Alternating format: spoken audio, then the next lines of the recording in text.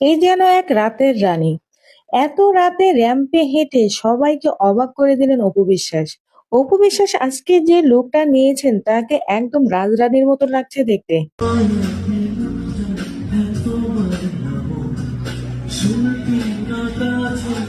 সুদূর আমেরিকাতে বসে শাকিব খান অপু বিশ্বাসের এই পারফরমেন্স দেখে বলেছেন যে, অপু আমার রাজরানী।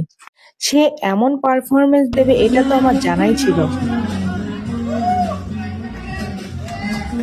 আছে যে ভাই মোবাইলটা একটু দেখে নেন, এত বড় প্রোগ্রাম আয়োজন করার ওই সময় সুযোগ বা ওই অবস্থাটা হয় না, যেটা পিয়াল ভাই কিন্তু সেই সুদূর আমেরিকা থেকে এসে এত বড় প্রোগ্রাম এবং আমাদের অনেক সেলিব্রিটিদেরকে এক করে শুধুমাত্র তার এই যে একটা ট্যালেন্টের ব্যাপার।